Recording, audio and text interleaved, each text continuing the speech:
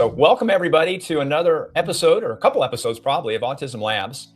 We have the Round Rock School District represented today, which is one of the larger school districts in the greater Austin, Texas area. For those of you in Austin, I'm sure you've heard of Round Rock. And we have a key teacher as part of the transition program, Patti Cole, who's going to be talking about her experiences in the classroom and helping kiddos get ready for transition and afterwards. And then we have Will Renfro, who heads up the entire transition activities for Round Rock. So I think it's going to be a great conversation. It'll probably, again, span a couple episodes. But with that, Patti, I'd like to have you introduce yourself and a little bit about your background. And then, Will, I'd like you to do the same. So, Patti, fire away. All right. Patti Cole. Well, I used to be known as Patti Warford. Will always likes me to tell this story. I actually attended the very first Special Olympics in 1968. My dad was instrumental in going to New York and meeting with the Kennedys and bringing Special Olympics to Texas. Both of my parents were educators. My mother was a self-contained teacher here in Round Rock, and my dad was an administrator at one of the local state schools, and then he went back to teaching. So I kind of have it in my blood. For sure. I love this population. I have a lot of respect for the population and their parents, and I came back in 2013 to start teaching again. I stayed at home and raised 6 children, and for 9 years I was in the middle school. And then Will had an opening and he emailed me and said, "Put your application in." And I said, "Okay, fine." And I moved to transition, and I am just in love with transition because it's the end. And it's not the end, it's the beginning of the end, but the beginning of the beginning. It's a combination of a lot of things, and I really enjoy it. Well, Patti, you've been there, you've done that with 6 kids. You've sort of lived the mom journey multiple times. Yes. So thank you so much for joining us today. And then, Will, tell us a little bit about yourself and your journey. Sure. And it's not as grand as Patti's journey, but Patti, I'm so glad that you shared that, because I do have to be the one that shares that for her on her behalf, because she doesn't share that so much. So I'm glad that she did. But that really is why she adds such value to the organization, and why I was like, I want you to be in this group and teach with us. But I'm Will Renfro, and my story is a little bit different. I grew up in Austin and went to the University of Texas. And I had both sets of grandparents that were in education. However, I decided not to go that route. I was going to fight it every step of the way, even though I used to grade highlights with a red pen highlights magazines back in the day. So it was obviously in the blood somewhere, like Patti's. And I was in the corporate world for 10 years, where I did some technical recruiting and then did some management training with a mortgage company back in the day.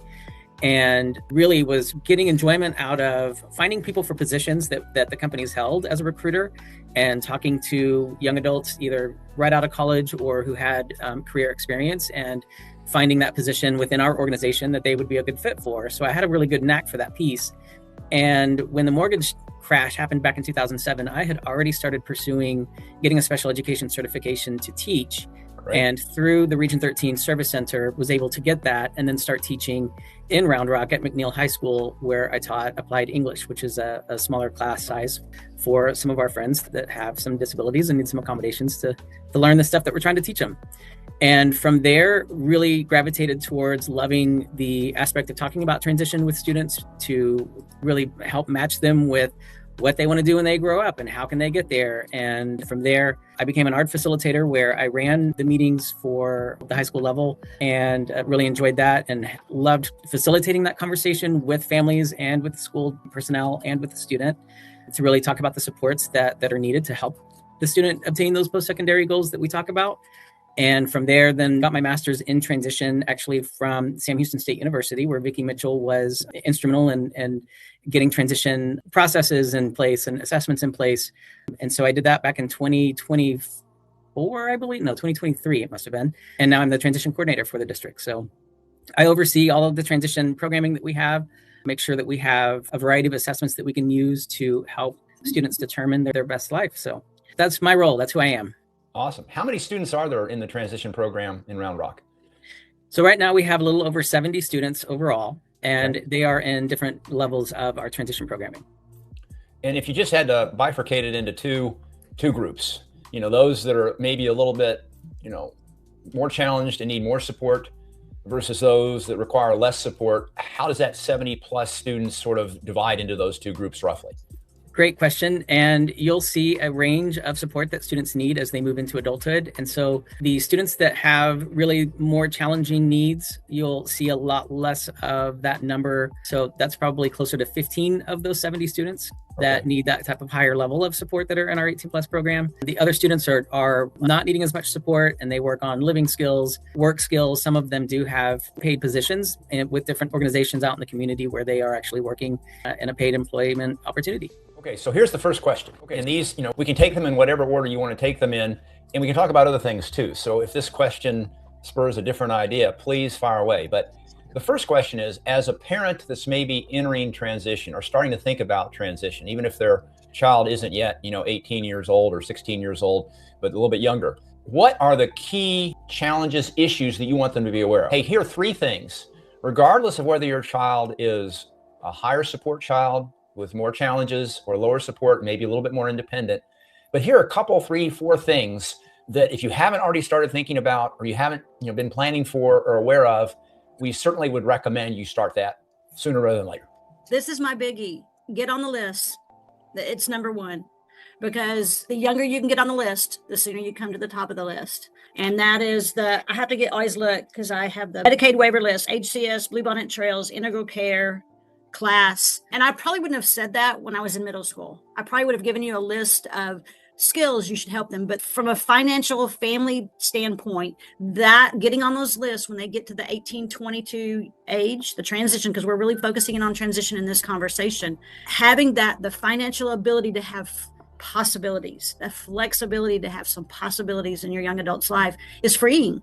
I have a parent who got their child on the list when they were 4 years old. They got to the top of the list before they came to me at transition. And the possibilities for that young man were astounding because there was money. And you hate to say it comes down to it, but it often does. Things cost money. Programs cost money. People want to be paid. And it's hard to say, but that would be my number 1. We were on the list for 14 years in Texas for our own son. We still hadn't risen to the top. So we were able to get a diversion slot, a medical diversion slot. There you go. So some of you that have a child with, lots of challenges, right? Our son has seizures. He has pica behavior. He's nonverbal. Mm-hmm. If your kiddo starts to check multiple boxes and you're frustrated because you didn't get on that list when he was 4 years old, like Patti said, this one family did, depending on what state you're in. And in Texas, I believe the waiting list, at least for HCS, is probably 15 years or longer, which means you got to be really proactive. In a few cases, you might be able to get a diversion slot. But Patti's absolutely right. Money does make a difference.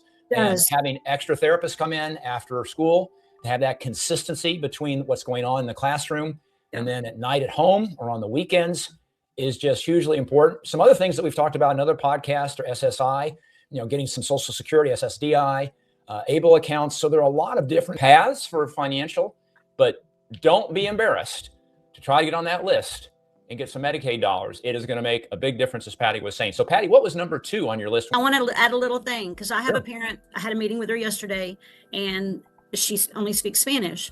The second thing is, especially if your child's school age, get in there and know your parent liaison, know the people, and collaborate with them. When they say, call me if you're having trouble, they really mean it. Call them. This lady comes in and they're going to meet next week and she's going to translate for her. But that's not just the whole verbiage of every meeting. And I haven't had to go through it. I did not have a child that had any special needs. But the parents that share with me that just the emotional stress, the verbal, the vocabulary alone, reach out to your parent liaisons. You can utilize them from PPCD all the way through 22. Use them. That's what they're there for. They actually get a paycheck. So make them earn it. Great. Thank you. Number 2 for me is educate yourself. It surprises me when I have parents who say to me, their young adult is 18 years old and they are involved. We have several different programs here where our students who have behaviors stay on campus. But here where I am, our students are called community-based, and we have different levels. We have 3 different groups, and I used to be in what we call our community access group. And those students don't have behaviors that would make it unsafe for them or others. And so I've worked with them, but I'm surprised when parents I say, okay, we're going to go look at some day habs or ISSP. And they're like, well, what is that? Your young adult is 18 years old and you don't know what a day hab is. And it breaks my heart because then I have to simplify the whole situation. Educate yourself. Parents, talk to your parent liaison.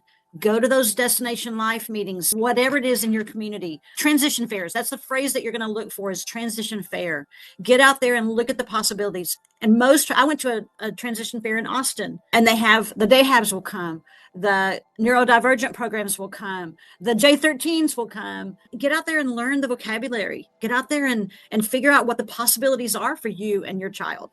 So Patti, you're bringing up something that I think, again, is hugely important. And I want to ask, Will, I want you to answer this question. I want Patti to weigh in too. But first of all, it's so important that you're educated, because not all school districts will volunteer what services you're entitled to. I was actually on the board of a school district, and as a board member, you take an oath of fiduciary responsibility. Your number one job, your really key job, is to make sure the taxpayer dollars are managed correctly. Unfortunately, what that means is, in some school districts, you don't volunteer to a parent all the different services and therapies that they may be eligible for, because those cost money, and the school district picks up that money. And if you become known as a special ed friendly school district, which our school district did become known as, parents will physically move into your school district for the special ed program. Well, what happens over time is, as more and more students are in your special ed population, parents that don't have a neurodivergent child get concerned that money is going from other programs into special ed. But if you are educated, and if you do know what services and programs and therapies you're entitled for, you can certainly advocate for your child. And this is the question I have for you, Will. What we have decided, and we have talked to lots of parents that tend to be pretty hard-nosed, and you can imagine every mom is passionate about the well-being of her kiddo, especially if he or she's nonverbal and can't advocate for themselves, as a lot of special ed students have challenges with. And so they get to be a bit adversarial. And what we've discovered is more of a partnership relationship, right? That as a mom or as a dad, going into and fighting hard for your child, but not so aggressively that you turn off the school district, you turn off the teacher. And so what worked best for us, and Will, I'm really interested in your thoughts on this, and then Patti, yours too, is what kind of relationship do you feel if a parent comes in and is willing to take some of that burden and make some suggestions about, I think this program, and work with the teacher and the district resources as a partner, versus I demand this and you're not giving it to me and I'm going to sue you, right? Do you have any perspective on that that you can share with everyone? That is the million-dollar question, for the lack of a better phrase to use to answer that question. But that's very well stated and very well said and very well understood, I think, in a lot of school districts, where you're right, you have parents that have a lot of concerns, and it can become very adversarial quickly. I would hope that through things like this, that can help put that at ease, because we want to work with families. We want to develop that partnership. And, you know, if Patti and her experience and her background are any indicator to help a parent understand, we are all here for the best interest of your child with a disability. And we are here to help listen. We want to point you in the right direction to receive the best services that you can obtain. And I want to clarify something that you mentioned in this question about being a board member and the finances that go into play. A student or a child that has a disability can do an intake with their local health agency, right? So in Williamson County, that's Bluebonnet Trails. In Travis County, that's Integral Care. And we can partner with those organizations while your child is going through the education system to access additional services that may be needed. So the therapies and things that you mentioned, yes, the school districts can provide those things to a student as they are working on their education and working on their credits to graduate from high school. But like you mentioned, other supports can come into the picture to help support that child in the home environment, out in the community. And so it's really important for parents to understand that even if you don't come up on the Medicaid waiver waiting list to receive those services, you can still receive services outside of the school district. So that's something that's important for all of our families to know. And we can certainly understand when it gets frustrating for parents and for our friends with disabilities to maybe want to get some type of accommodation that isn't being provided. Certainly talk to the teacher about why that accommodation would be helpful, and make sure that the teacher is clear and understands what accommodation they're looking for, because that certainly can be provided. When it comes to talking about your child with disabilities and how we can best support that child, it is very important to make sure that everyone is coming to the table and that we have all the right people in place to talk about what those services can look like. So that includes, if you have a case manager, because you've done your intake with the local health service, bring them to the meetings with the school district, because they can provide some good information to help. It takes a village, and it takes an understanding, and it takes patience, and it takes a sense of listening and an open mind and care, which we are all in this profession because of those items that I just mentioned. Really that understanding to help a good conversation flow for the best supports for their child. Great, Will. Thank you. Patty, anything else you want to talk about, or what's the next item on your list? I do have a couple of things I want to say about that, particularly as a teacher going into and I love my students. I do. And I tell my parents that I'm going to love your child to the best of my ability, and I'm going to teach them and train them. However, the way to get a teacher, and most teachers feel that way, they really do. We don't go into special education lightly. Most people do not. Right. It is a taxing emotionally, physically, visits to emergency rooms. I've been to an emergency room, on and on and on. But what really frustrates a teacher, is when parents come in and demand things that they are not willing to do themselves at home. And that's where you will have that adversarial, is when a teacher says, I am willing to do this. Are you? But we can't say that in meetings. We really can't. Right. And I'm just going to say it right here because I can. But on the other hand, if you know what your young adult, what your child needs, if you've educated yourself and you go in there and you say, this is what my child needs at home to be successful, I think that you should use it at school. And that will make a lot of teachers' hackles rise. But guess what? A parent like that, I've had those parents over the years, they're going to make me a better teacher. I work with young teachers as well. If you have a parent that makes you just go, oh, guess what? They're going to make you a better teacher if you'll let them, if you will listen to them and work with them and figure out what's going on, because y'all both want best for that young person. If teachers could just understand that you can be a better teacher, you can always grow. Not if you're emotional. You have to think of it as, let's work together, let's collaborate. But so do parents. Parents need to come in willing to change as well. Let's talk about that, because personally, that has been one of my biggest challenges. And the difference is night and day, because there's a reality of being a parent, right? That you're tired after work. The last thing you want to do is have to spend, a couple hours with your kiddo, before dinner, after dinner, doing the same structure, programming, et cetera, that goes on in the classroom. And so what I finally arrived at, with a lot of help with my wife and our son's teachers, is there's certain basic things that really make a difference, like being aware of what's going on in school and being aware of, well, how do you address behaviors and take the bribes off the table, right? Because it just disrupts. It's so counter to what goes on in the classroom that kids like to learn. I don't care what level they're at. Our son's got an IQ of 40. He still enjoys learning. And so it's this idea that, you can't always give them what they want. And sometimes not reacting to bad behavior is hugely important, because our son, at least, and I know a lot of other parents that have more severely autistic or challenged kids like our son, he doesn't care whether he is doing something good or something bad. What he's after is the reaction. And if he can get a reaction from me, the dad, and he can see that grimace on my face or that smile on my face because he just threw his puzzles all over the floor, he threw his iPad across the room, he's just as happy as if he did something really good, like say a few words they hadn't said before. And so learning just that discipline of being consistent with what's going on in the classroom in terms of how you react. Do you have any guidance there for parents? Because I am a parent and I've lived that battle, and I've not been very good at doing what you're suggesting, but are there some simple things at the very least that you would recommend? One of the things that Will and I were talking about yesterday, and we got down to the term self-advocacy. And it goes down to as simple as a choice board. I've had my most drop in behaviors when I take out a file folder, photocopy a bunch of pictures, stick them there and say, I need you to count to 5 for me. What do you want to do? That sounds like a reward, bribing, but it's not really. It's kind of like, I want to hear what you want. You want to hear what I want. I need to know, you want relationship with dad? Here's what I'm considering relationship. Dad's willing to work a puzzle. What do you want to do with dad? Having that ability to have a little bit more choices, visuals, eye gaze board. And I know it's hard. It is hard. Right now, I have a young man who's here in our program, and I had him for 3 years. When he left middle school, I had every sick day and every personal day left because I did not take a day off, because he would tear my classroom to bits. Wow. I mean, he would kick holes in my walls. And unfortunately, one of the things I discovered was every time I shared with dad would discipline him at home. And so I started keeping things to myself and only sharing the good things. But this young man and I discovered some things. He had a choice board, and I'd go, all right, dude, today is math day. Okay. You're going to do some math. All right. Okay. Okay. And so, and after you finish your math, what would you like to do next? We didn't say, what do you want to earn? What do you want to get? And that really decreased a lot of behaviors. I also put him in 3 PE classes. And people were like, no, you can't put him in 3 PE classes. And I said, oh, yes, I can. Because his body cannot sit still. In order for him to sit still during math, he had to have PE before math and PE after math. Thinking outside the box.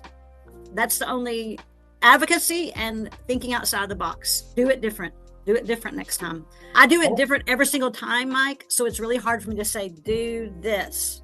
What I did do is I got to know my student. I got to know my student's parents, and I figured out what made them tick, and I figured out what they wanted, and then I compared it to what I wanted, and we worked together. So you mentioned a lot of really important things there, and I want to hone in on just a couple of them. One is physical activity. A lot of Michael's friends that are more complex special needs, so they have multiple IDDs, that physical activity is so important because they can't sit still. And most parents recognize that. And so getting them out, whether it's just a walk down the hallway or going to the gym and shooting a few baskets, but those breaks where they can get some of that energy and that stress and that anxiety out of their system has been a game changer. The other thing that you're alluding to, and this is something I wish I'd had this conversation back when our son was just entering transition, and I probably didn't pay attention to it, is you would be surprised at the potential your son or daughter has that you've maybe never seen before, but in the right environment where there's consistency over time. Now, this isn't going to happen instantly, but if you let it sort of go a general path for maybe a few weeks or a few months, you'll see something that you had no idea was there. And I'll give you an example with our son. You guys probably have some examples too. We go to Crux climbing gyms there's actually one up in Pflugerville near Round Rock. And I thought climbing for him was ridiculous. I thought, why would he want to do that? He doesn't understand holding on. Because he can. Yeah. And then the first day we had 3 guys. One guy was holding his butt up in the air. Another guy was trying to put his foot on the first thing. And another one was holding the belay rope. And all he did was make, one step. It was 6 inches off the ground. He was laughing. He thought this was so silly. This went on for weeks and then months. I thought, this is crazy. Well, today he will climb a 60-foot wall by himself. And the reason that's so amazing is it showed us several different things, right? He can excel even when he's challenged, and he's having fun. He's smiling when he's climbing the wall, and it gives him a sense of fulfillment, and he's learning how to hold on, and he's building some strength and self-confidence in this ability to take on harder challenges with less encouragement. So parents, I can almost promise you there's potential inside your kiddo that maybe you've observed, but only infrequently, or you've never seen. And Patti or Will, share an example or two, if you will, with something that you've seen in maybe a very different environment that was a real surprise to the mom or the dad when they saw it. I got one. Good. I have tons of stories. That particular young man actually could run several miles at a time. And people would just watch him out on the track. I'd take him to the track, or one of the EAs would take him to the track, and he would just run. There's just inside. But the story I'm thinking of, I had a young lady, and her dad wanted her to have, she was 17, wanted her to have iPad time and computer time. Well, she could pick up a computer and throw it across the room, and I can't even tell you what she could do with an iPad. So everything had to be strapped down. All right. And you know what she wanted to do? She wanted to stand at the window and watch the buses leave. That was what she really wanted to do. She didn't want to sit at a table. She wanted to walk up by herself, walk up to my board and just touch the board and maybe write something with a marker. That's what she wanted to do. But the information that the data sheets that we're supposed to have iPad time. And so when we started allowing her that free movement throughout our classroom, rather than having her down to a computer or an iPad, my behavior started dropping. She was just a really interesting young lady. I got in a lot of trouble with her because I'd go in and they'd say, do you have any questions? And I would say things like, and I'd say, no, I'm not going to ask y'all any questions because y'all obviously don't have any answers. And I got in so much trouble for that one. But that's the story of my life. I also discovered this young lady who was 17. At first, she was 17. And her dad wanted her to obey and do what she was supposed to do. And I said, you find me a 17-year-old female who obeys their dad, I'll give you $100. And I said, she's first a 17-year-old female.